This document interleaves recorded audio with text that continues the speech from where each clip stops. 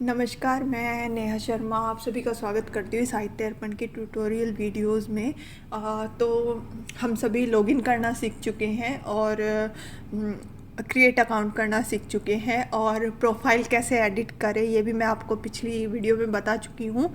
तो आज जो सबसे मेन है स्टार्ट राइटिंग कि आपकी जो रचना है उसको पोस्ट कैसे करें, आज हम इस वीडियो में ये सीखेंगे। तो सबसे पहले हम लोग क्या करेंगे, हम लोग स्टार्ट राइटिंग में जाएंगे, स्टार्ट राइटिंग पर क्लिक करेंगे। आप स्टार्ट राइटिंग वहाँ से भी क्लिक कर सकते हैं और जो ये ऊपर जो एरो दिया गया है प्रोफाइल के बराबर में नोटिफिकेशन का जो बेल आइकन है इसके और इसके बराबर में जो ये वाइट कलर का ये दिया गया है एरो, आप इस पर क्लिक करके यहाँ पर जो ये स्टार्ट राइटिंग है इस पर क्लिक करके भी स्टार्ट राइटिंग में जा सकते हैं।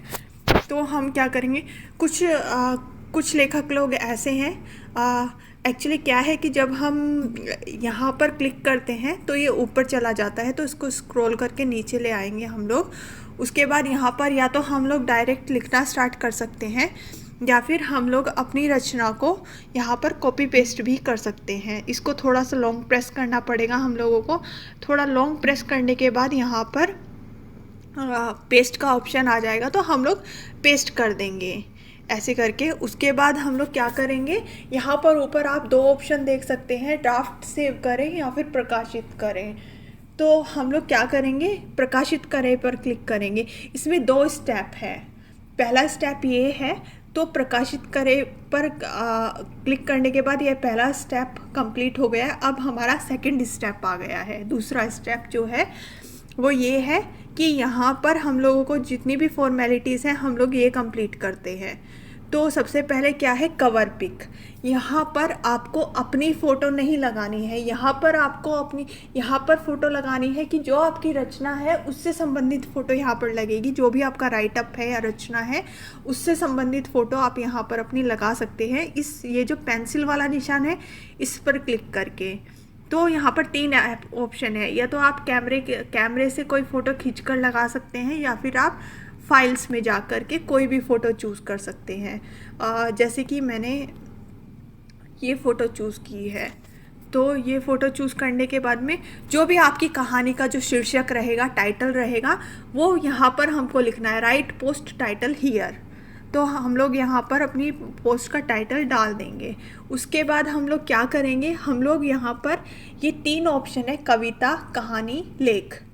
तो अगर आपने कविता लिखी है तो आप कविता सेलेक्ट कीजिए। कविता सेलेक्ट करने के बाद यहाँ पर आपकी विधाएं खुल जाएंगी। आप जिस भी विधा में लिखते हैं तो आप वो विधा सेलेक्ट करेंगे। आप गज़ल लिखते हैं, कविता लिखते हैं, छंद लिखते हैं, एतुकांत कविता लिखते हैं, बाल कविता लिखते हैं, जो भी लिखते हैं आप वो आप अपना सिलेक्ट कर सकते हैं या फिर आप मल्टीपल भी सिलेक्ट कर सकते हैं, जैसे बाल कविता और लयबद्ध कविता, आप इस तरीके से भी सेलेक्ट कर सकते हैं। ऐसे ही कहानी में है, कहानी में आप क्या लिखते हैं, लघु कथा लिखते हैं, प्रेम कहानियाँ लिखते हैं, सामाजिक हास्य व्यंग लिखते हैं, एकांकी लिखते हैं, प्रेरणादायक कहानियाँ लिखते हैं, तो आप उस पर क्लिक कर सकते हैं। इसमें भी आप सेपरेट ऐसे ही आप लेख में कर सकते हैं। उसके बाद में सपोज़ कीजिए लेख लिखा है तो मैंने आलेख पर क्लिक कर दिया है। उसके बाद आएगा टैग। टैग का आप सभी को मालूम है कि आप इंस्टाग्राम पर भी सुनते हैं हैशटैग ये, हैशटैग वो। यहाँ पर वही हैशटैग है ये। इसका क्या फ़ायदा है कि आपकी रचना में जो शब्द आए हैं आप उन शब्दों को यहाँ लिख सकते हैं। यहाँ लिख करके आप उनको ऐड ए टैग में डाल सकते हैं। ऐड ए टैग में डाल सकते हो। उससे आपको क्या फ़ायदा होगा कि अगर आप ऊपर सर्च में जाके अपनी रचनाओं को सर्च करते हैं, आपने अगर उसमें जो टैग डाला हुआ है आप वो टैग के नाम से उसको सर्च करते हैं तो वो रचना आपकी जल्दी से सर्च में आ जाएगी। तो हमें ऐड ए टैग का ये भी फ़ायदा है। उसके बाद में यदि आपकी कहानी लंबी है, आप लंबी कहानी कई भाग में लिख रहे हैं, तो उसके लिए पार्ट ऑफ सीरीज़ होगा। पार्ट ऑफ सीरीज़ का हमें कैसे करना है कि जब हम किसी भी लंबी कहानी के हम भाग रिलीज़ कर रहे हैं तो हम पार्ट ऑफ सीरीज़ में जा कर के जब हम पहला भाग रिलीज़ करेंगे, जब हम पहला भाग प्रकाशित करेंगे, तो हम लोगों को ये पार्ट ऑफ सीरीज़ नहीं चुनना है। जब हम उसका दूसरा भाग प्रकाशित करेंगे तो आपको पहला भाग इसमें पार्ट ऑफ सीरीज़ में क्लिक करने पर दिख जाएगा। तो आप वो अपना जो आपका जो पहले वाला भाग होगा, आप वो भाग को यहाँ पर सेलेक्ट कर लेंगे, तो आपका जो आपके सारे भाग एक साथ अटैच होते चले जाएंगे 1 2 3 4 करके। तो जब यदि कोई भी पाठक आपकी कोई एक सीरीज़ खोलता है, उसके बाद में उसको ऑटोमेटिकली आपके जो बाकी के भाग हैं वो आपको दिख जाएंगे।